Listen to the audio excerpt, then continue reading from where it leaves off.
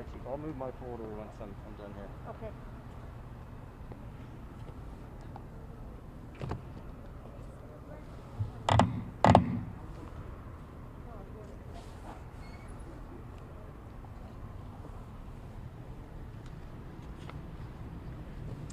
Good afternoon, everyone.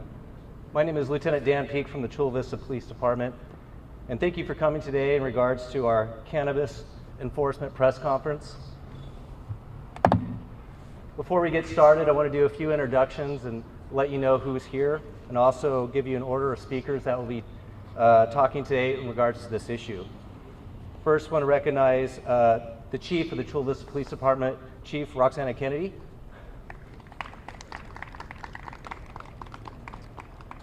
Also want to recognize that the Mayor of Chula Vista, Mary Casillas Salas, is here. The City Manager for the City of Chula Vista, Maria Cachadorian. The City of Chula Vista City Attorney, Glenn Guggens. Also want to recognize the San Diego County District Attorney, Summer Steffen. Also here today we have Deputy City Manager Kelly Bacon. And he was here earlier. I believe Councilmember Mike Diaz is here as well. Thank you, sir.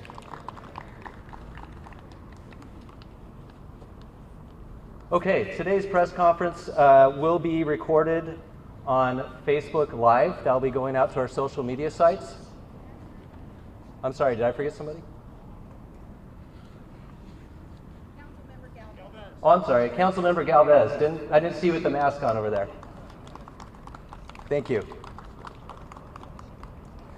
Okay, as I was saying, we will have this recorded on Facebook Live for our social media site. I also will be available for questions after the press conference.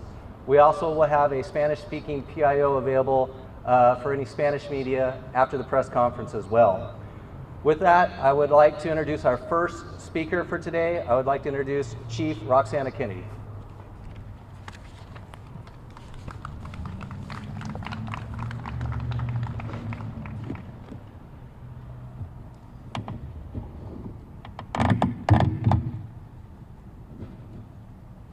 Thank you. Good afternoon. Thank you for being here today. We are here today on the same date that we remember the impacts of 9/11. On September 11th of 2001, a series of coordinated attacks deeply affected our nation. 2,977 lives were lost, and over 25,000 people were injured. First responders rushed into the smoke and ash, and 412 of them lost their lives. We must never forget the importance of remembrance and remembering all the lost lives and honoring the fallen heroes. I would like to ask for a moment of silence and quiet remembrance in honor of the victims of 9/11.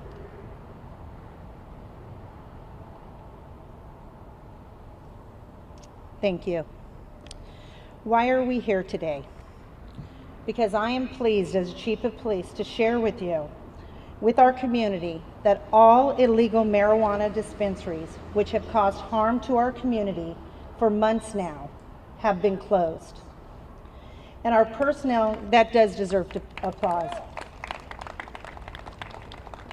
And what I'd like our community to know, our personnel stand ready to shut down and arrest any other illegal operators should they open in our city. Illegal dispensaries versus legal dispensaries is really the question right now.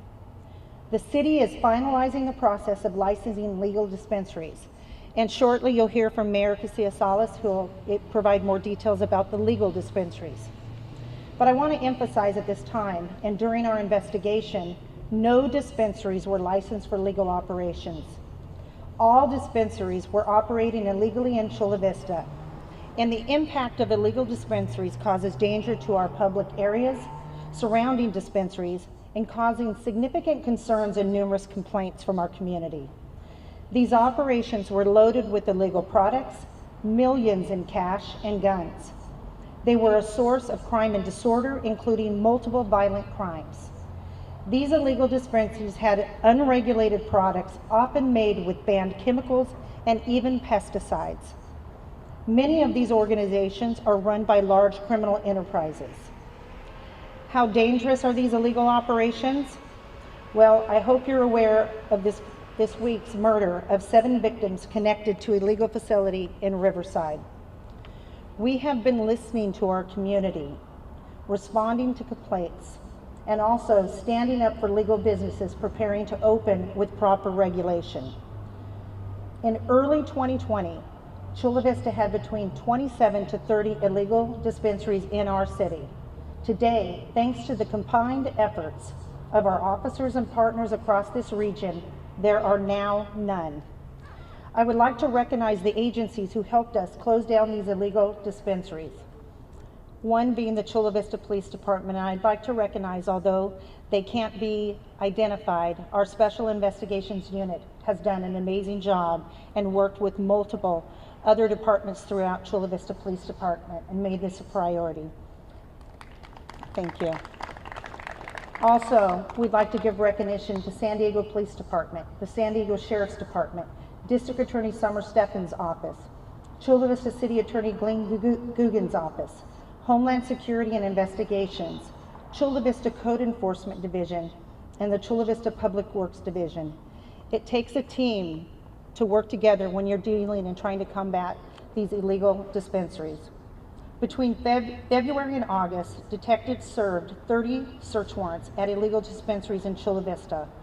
All illegal dispensaries were closed, and most closed permanently. 26 arrests for criminal offenses. Over $34 million in product was seized. Over $6 million in cash was seized. 23 firearms were recovered, and over 100 DA advisory warnings were issued to those involved in dispensary operations, but not arrested. The results are for a safer community across our city, a safer environment for legal businesses of all types, a decrease in crime and disorder and traffic-related issues surrounding targeted locations, more police response to address other community concerns, and a better environment for legal regulated cannabis businesses to begin. And a dedicated team is ready to respond should illegal operators attempt to circumvent safe and legal business regulations. This is truly important to our community, and we thank our community for understanding that it takes time for us to work together to close down these illegal businesses. And I will now turn it over to our mayor, who will talk about the legal side of the businesses for the future. Thank you.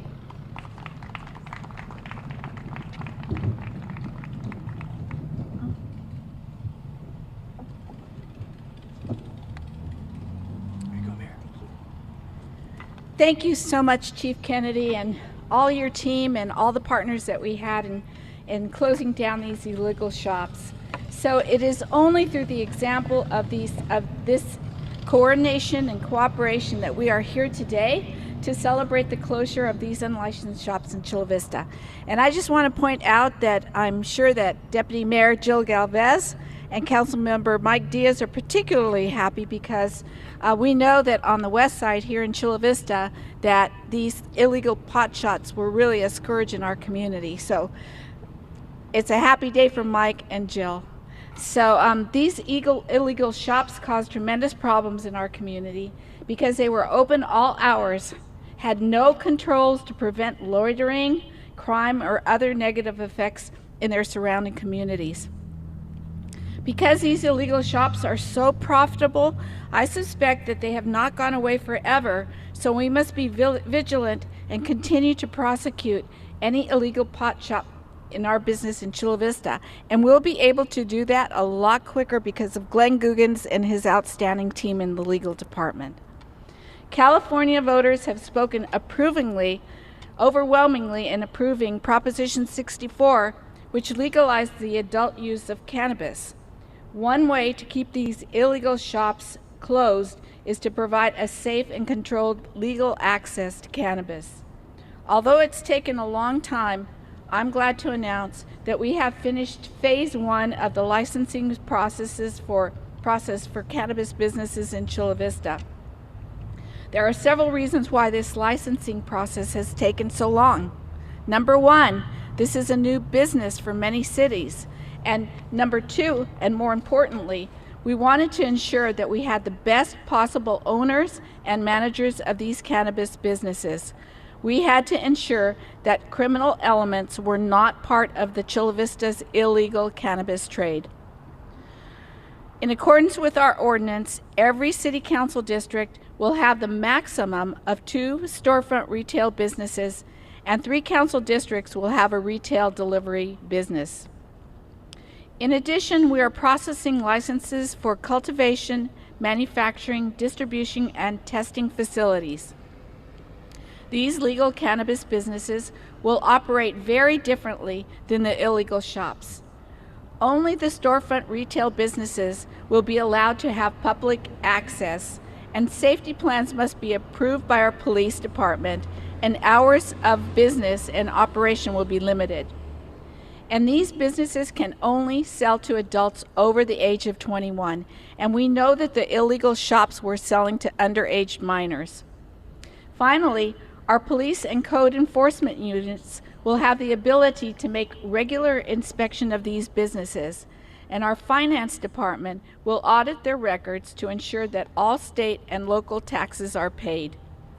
It is a common best practice for legal cannabis retailers to have security personnel inside and outside their stores to ensure public safety and to minimize the impact on their surrounding neighbors. These legal cannabis businesses are now in the process of applying for their state license and are working to have their operating plans approved and to make necessary tenant improvements. We expect to have the first legal cannabis business open within the next couple of months. So thank you very much for attending our press conference today. It truly is one of the few times that it's really great news in Chula Vista. Thank you. Thank you, Mayor.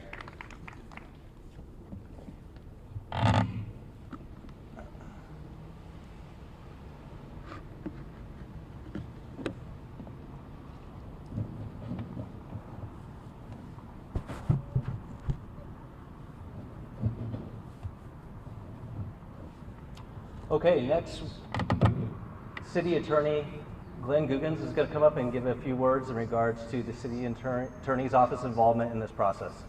Glenn?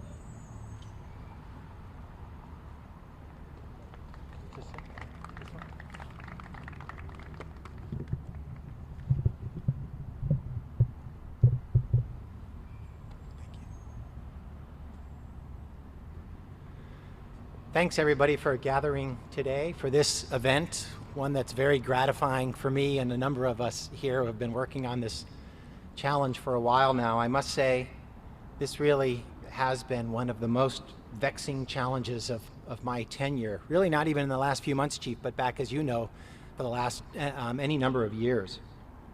We were dealing with operators that had no respect for the law and with enough money and cunning that they were able to hide their identities, delay our efforts to civilly enforce and shut down their businesses, and suffer relatively minor monetary losses and temporary shutdowns, only to open up again and go back into business shortly thereafter. We did have over the years some meaningful success with our civil prosecution efforts and closed down really over 50, bordering on 60 businesses during that time frame. But we knew with the problem and how it wasn't just going away, we needed to do more. And that's what led to the formation of our Neighborhood Protection Unit. Thanks to the support of our City Council, our Mayor, Councilmember Diaz probably being a particular champion of that group, the support of the Chula Vista Police Department, and absolutely the support of our District Attorney to help us create and authorize this group. We were able to create the city's first ever dedicated criminal prosecution unit. And that's been important. But what really turned the tide was the focused efforts of Chula Vista Police Department, and in particular, the Special Investigations Unit headed up by Sergeant Mike Varga. Their expertise and competence and focus on an intense both number, volume, and aggressive execution of criminal search warrants and the seizure of the property and the follow-up at the district attorney's office is really what turned the tide on this and allowed us to be where we are today. The police department, though, will be the first to tell you it takes a team to handle such a problem, and in fact Chief Kennedy did just that with her opening remarks, but I want to emphasize the value added by the different people involved. First of all, the district attorney. Part of very much turning the tide was Summer's recognition of what a serious problem that this had become down here for us, and her willingness to involve and dedicate her resources and really to up the ante on the prosecution, both with felony prosecution and with asset seizure authority and skill set that she has with her group really made a huge difference. Code enforcement has been there all along through the civil enforcement process and now on the scene with the execution of the criminal search warrants has also been extremely important in getting these often dangerous condition properties back into compliance. Councilmember Diaz, who suffered the vast majority of the impacts of this with a disproportionate number of these facilities operating in the 4th District, has been a champion for focusing resources on this problem and for my group and for all the folks involved. And so he definitely played a really important role in driving this. And last but not least, I definitely want to recognize my group, Megan McClurg handling the civil enforcement, and now Nicole Carnahan, the head of the neighborhood prosecution unit, working with the district attorney's office, who will handle the more serious crimes, but to buttress that with the more minor offenses is going to be a very important team member in dealing with this going forward. The chief and the mayor, you're absolutely right, we need to remain vigilant. We celebrate today the elimination of these illegal operations, but they've not gone away. And this problem, as folks saw in the city of San Diego, just morphed into a different version of this problem. Illegal delivery businesses and other types of things that will also need to be able to be nimble and be able to respond to. But I think we've clearly communicated with this effort how we mean business, and with the district attorney, now involved that much more. Very grateful for the efforts of everybody to bring us to this point. So thank you.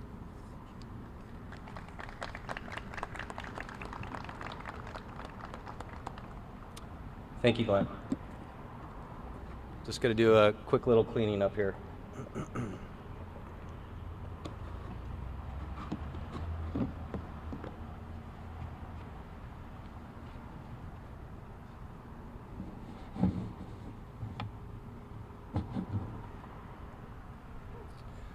Okay, next I would like to invite to the podium the district attorney for the San Diego County, Summer Stephan. Thank you. All right. Thank you.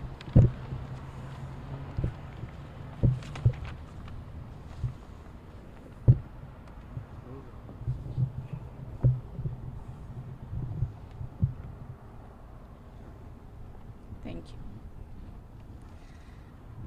It's good to be with everybody here at the great Chula Vista Police Department with Chief Roxana Kennedy heading a dedicated group of police officers.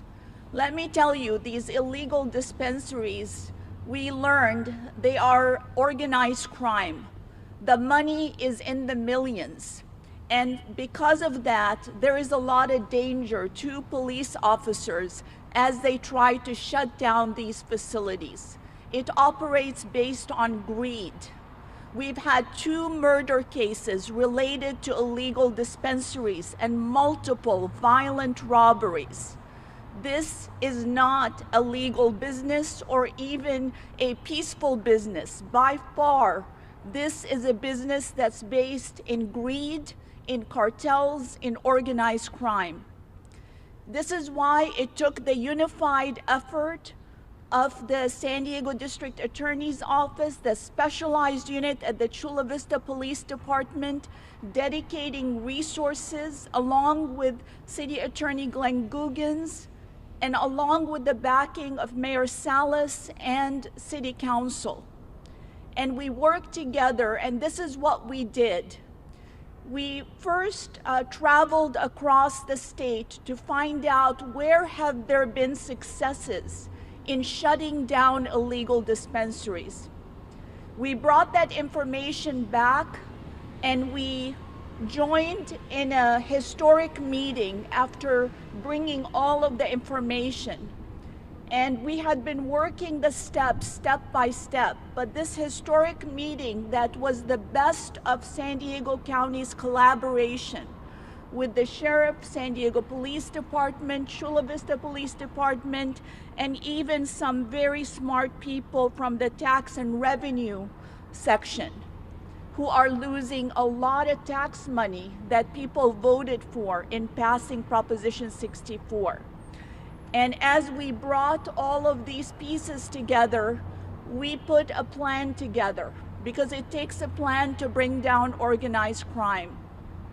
And these dedicated officers in Chula Vista PD took on this work of multiple search warrants, multiple surveillance, multiple observations. And I can't talk to you about everything that was done, but I can tell you it was an intensive effort that began before February 18 of 2020, but was ready to go as of that date. And in that short period of time, we focused on Chula Vista and East County. And $9 million of illegal profits were brought. There's 15 felony charges, multiple search warrants, but at the same time, we paid attention to the fact that there are some young kids who are being offered jobs at these places, and they are not the head of the crime group. And for those kids, we gave them warnings. We gave them warnings because that's the right thing to do, but we followed the trail to lead us up to the top operators, the crime bosses. This is continuing, and you will see it continue. You will hear more about it. We're going to remain vigilant together to make sure that this doesn't happen. And I can tell you that personally for me, there was a clear turning point as I tried to prioritize public safety across this second largest county that's bigger than 21 states. And it was a conversation I had with Councilman Diaz. And he described the families. Now, these families are not rich, but they are rich in family tradition and in loving their community and their families. And just because they weren't economically rich, their kids deserve to walk on the streets and not have the plague of illegal dispensaries, and have their kids enticed to go in there, because if somebody is willing to operate illegally, they're also willing to sell to kids. That was just plain wrong. It deserved bringing our unified resources to shut it down. I want to thank my narcotics team, Terry Perez and Shanta Freshy, for working very hard on this well-deserving project. And it's a real honor to work with the collaboration that we see here today. Thank you.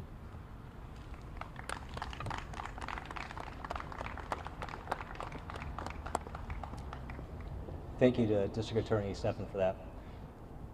That concludes our speakers for the press conference for this afternoon. I do understand there might be some specific questions that maybe want to be asked by the media to the group. Please let me know if those questions you want to ask them now. I'll also be available after the press conference on camera if you want some on camera talking points then. We also have a Spanish speaking PIO available as well for any Spanish media that is here. With that, I'll take any questions. Yes, go ahead. Could you tell us some of like the specific cartels or criminal organizations, like who specifically are we talking about here? In regards to the investigations that are ongoing, in regards to the 30 criminal search warrants that have been served since April 21st, those investigations have uncovered various organized crime sources. Because those investigations are still ongoing, I'm not going to name those groups specifically at this time, but I can tell you that there is organized crime backing that is behind these illegal operations. What about for the 15 felony charges? Can you, like, since the charges have been filed already, can you just go through information on that? In regards to the felony charges, they vary. They can be anything from a felon in possession of a firearm to individuals being warned numerous times and continuing to operate these illegal facilities. It could be for people in possession of illegal hardcore narcotics. I can tell you that in regards to these operations, we also found individuals that were not only dealing illegal marijuana, but also selling hardcore drugs, also involved in prostitution, also involved in weapons deals as well. Yes?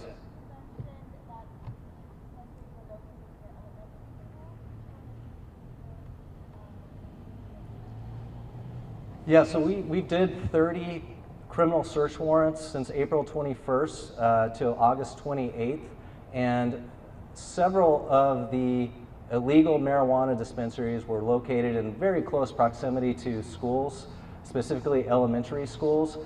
Some of those dispensaries were located on Main Street in the south area of Chula Vista, and also on Broadway, just a few blocks from where we are right now. So unfortunately, these ownerships had no regard for the children in the area, and children would oftentimes have to walk by these illegal businesses as they were to go to school. I was thinking, like, just sort of celebrating too early here. I know that you guys have been dealing with this problem for years. You close them and they reopen up a couple days later or a couple weeks later. So how can you ensure that they're not going to reopen like that? Well, I want to emphasize that the Chula Vista Police Department, in addition to the partnership that we have with us today, we take enforcement very seriously, and we have officers constantly monitoring if a legal establishment is trying to open up. If it is identified as being an illegal establishment and it does open up, the criminal investigation will start immediately. We take zero tolerance in regards to these illegal establishments opening up, and we'll move quickly to shut them down. I know the city attorney talks about upping the ante on the prosecution with the DA's office. Like, what exactly are we talking about there? Like more charges going after like landlords? Yeah, in regard to that, I don't know if the city attorney or some district attorney, Stefan, would like to come up and address that specific question. Sure. So there are two key charges that we're relying on. They're felony charges, Health and Safety 11366 for operating a drug house, and Health and Safety Section 11366.5, and that's about renting a room or building to distribute drugs. They're both felonies, and so is the Tax and Revenue Code evasion. And those new felonies as strategies just have more power to deter and more power to hold accountable. Do you guys want any like the landlords or any like, I mean, how far do these criminal syndicates go? Like, are they owning the properties and the buildings too? Or? Yeah, so the question is, how far do these criminal syndicates go in regards to their operations? So I can tell you that it goes anywhere from them actually purchasing these illegal storefronts and actually owning the building. That has been done before. Obviously, a lot of times we're seeing that landlords are actually duped into giving leases out to these illegal business owners and not realizing that they have nefarious motives behind them opening the establishment. So we found that as well. And just like in general, I know the city attorney said it was like one of the hardest things he's had to deal with here. Why is it? I mean, there's laws on the books. Why is it hard? So in regards to this process and the difficulty, number one, the legalization of marijuana, recently took place in the state of California. So with that legalization, there's a lot of laws and parameters and procedures that we have to work through as a law enforcement agency and also as a city. And during that time, as we work to get legalized businesses in the city of Chula Vista that sell cannabis-related products, we had, of course, the people that wanted to operate illegally come in, move in quickly, and this problem really came up quickly. And like I said earlier, we had at one point 30 illegal operations operating in the city of Chula Vista. At that point, that's when we had a team partnership come together with all the stakeholders involved to make sure we could quickly stamp out this problem, because it was quickly becoming a problem for our city. Yes, sir. The chief mentioned, I think HSI was involved. Could you tell me what specifically that agency contributed to this? So in regards to the individual agencies that assisted in this process, I won't get into specifics of what each agency brought forward, but what I can tell you that when you have illegal operations, and sometimes these businesses are large, they have a large amount of product in them, they possibly have individuals that are believed to be armed within the business. And so oftentimes the Chula Vista Police Department will reach out to our law enforcement partners to ask for resources just for execution of the search warrants. And then once it is deemed that the business has been shut down and that we have control of the situation, a lot of times those law enforcement partners will stop with assisting in the operation. At this point, I'm going to end the questions for the press conference. However, I will be available for any on cameras that are needed, and also, like I said, I do have a Spanish-speaking PIO available as well. Thank you for everybody coming today.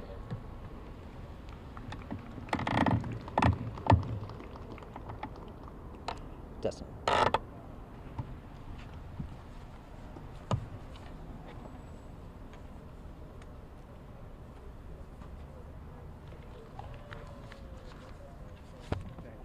Hey, no problem.